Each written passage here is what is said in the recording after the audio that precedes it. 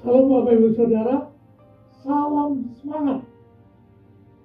Apakah saudara pernah melihat tukang obat yang praktik di pasar-pasar dengan tenda lebar dan suara gelegar musik dengan loudspeaker yang besar?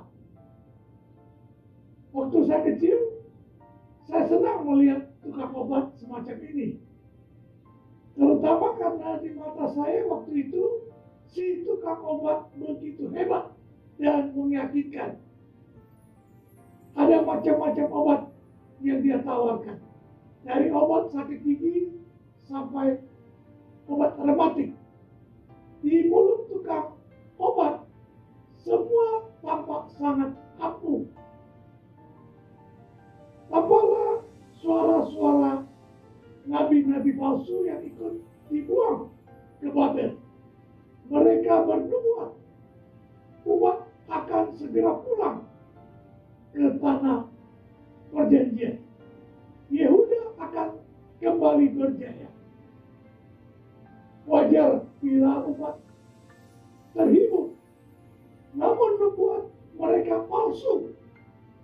Yeremia, Nabi Tuhan meradang melihat kepalsuan ini. Ia menulis surat kenabian untuk bangsa itu. Dirikanlah rumah, menikahlah, usahakanlah kesejahteraan kota.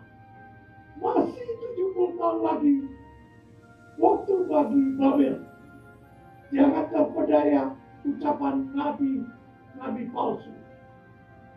Yeremia menyampaikan berita yang berbeda. Sebab aku tahu rancanganku tentang kamu. Yakni rancangan damai sejahtera dan bukan rancangan kecelakaan.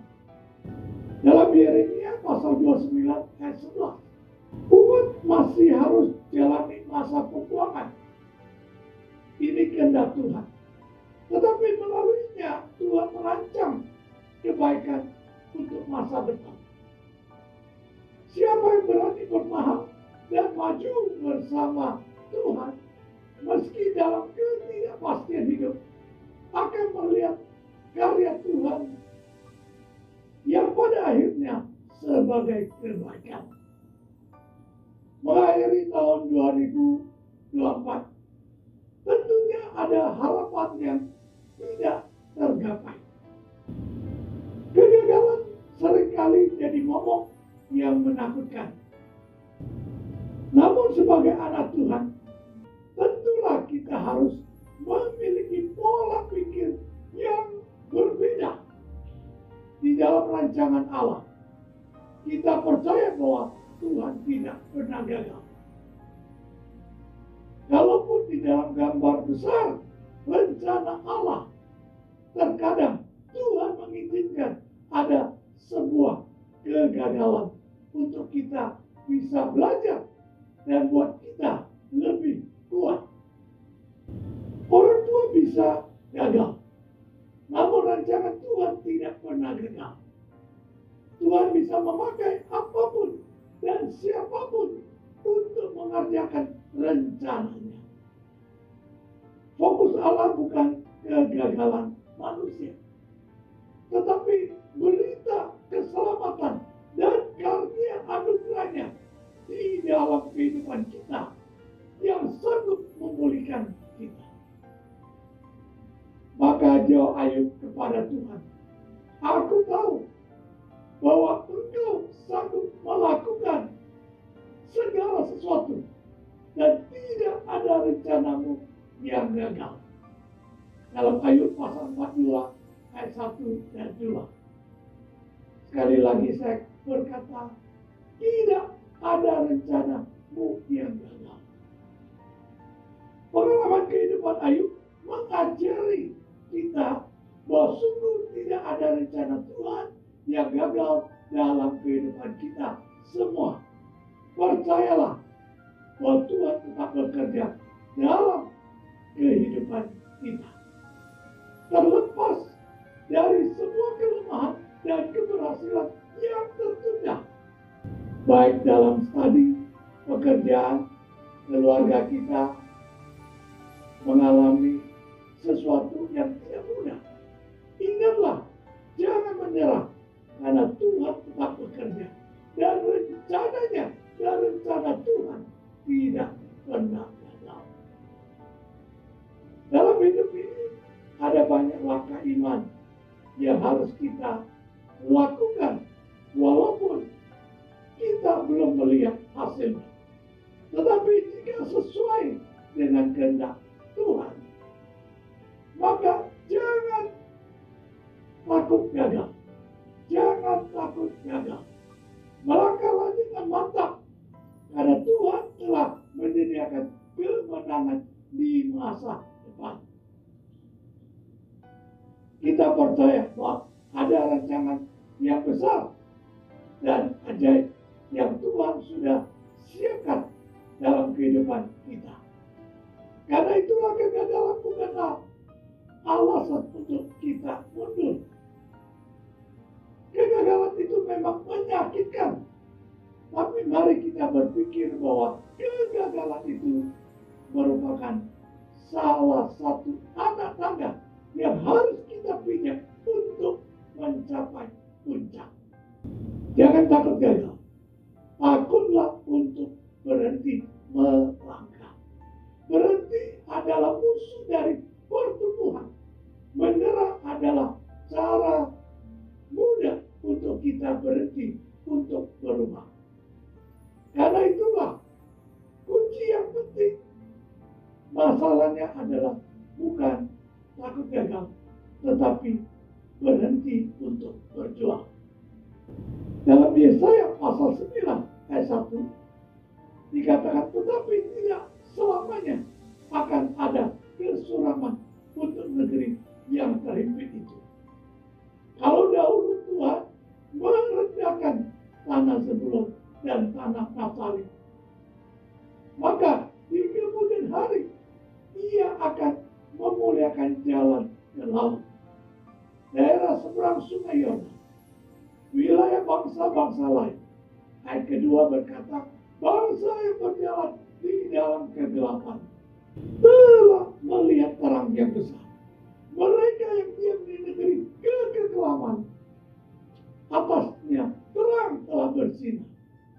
Bahkan dalam Yesaya 9 ayat 6, sebab seorang anak telah lahir untuk kita, seorang putra telah diberikan untuk kita. Lambang pemerintahan ada di atas bahunya, dan namanya disebut orang penasihat ajaib, Allah yang perkasa, Bapa yang kekal, Raja damai. Peristiwa Natal ingatkan kita menggenapkan janji Tuhan untuk setiap orang di dunia ini, seperti yang dinubuatkan Nabi Yesaya dalam pasal 9 ayat 1, 2, dan 5. Ini merupakan rencana Tuhan untuk keselamatan semua bangsa di bumi ini, termasuk saudara dan saya. Tidak selamanya gagal dan tidak berpengharapan. Setiap orang yang berjalan di dalam kegelapan telah melihat terang yang besar. Seorang penasihat ajaib, Raja damai, telah dianugerahkan pada manusia. Maksudnya pada kita semua. Jika kita mengalami kegagalan, tetapi masih mau bangkit dan mencoba memberi yang terbaik dalam apapun yang kita lakukan, itulah namanya tetap berjuang. Yuk, mengakhiri tahun ini miliki semangat, tidak menyerah dalam situasi apapun. Kalau kegagalan menghampiri kita, yuk belajar dari kegagalan itu. Ingatlah, tetap percaya pada Tuhan Yesus sebagai penasihat ajaib, Raja damai, Allah perkasa, karena rencananya tidak pernah gagal dalam kehidupan kita. Dia mampu memberikan solusi, Dia mampu memberikan damai sejahtera, karena Dia Allah yang perkasa. Satu quote, orang yang tidak pernah mengambil langkah iman karena takut gagal adalah orang yang telah gagal terlebih dahulu sebelum melangkah, oleh Howard Hendon. Sekali lagi, percaya pada Tuhan Yesus Kristus dan tetap melangkah maju dengan iman yang teguh sebagai rencananya membawa damai sejahtera dan kemenangan bagi saudara dan saya. Selamat Natal dan menjelang tahun baru. Merry Christmas and Happy New Year. God bless you. Mari kita berdoa. Tuhan Yesus, kami bersyukur, kami berterima kasih. Engkau telah lahir memberikan jalan yang terang. Engkau telah lahir membawa kemenangan bagi kami sebagai orang percaya. Biar kami tetap percaya dan melangkah maju hari-hari selanjutnya, tahun-tahun selanjutnya. Karena kami yakin dan percaya rencana Tuhan tidak pernah gagal. Kami yakin dan percaya masalah apapun yang kami hadapi, Tuhan tetap memberi solusi pada kami. Tuhan tetap punya rencana yang membawa masa depan yang baik bagi kami. Terima kasih Tuhan, di dalam nama Tuhan Yesus Kristus. Haleluya. Amin.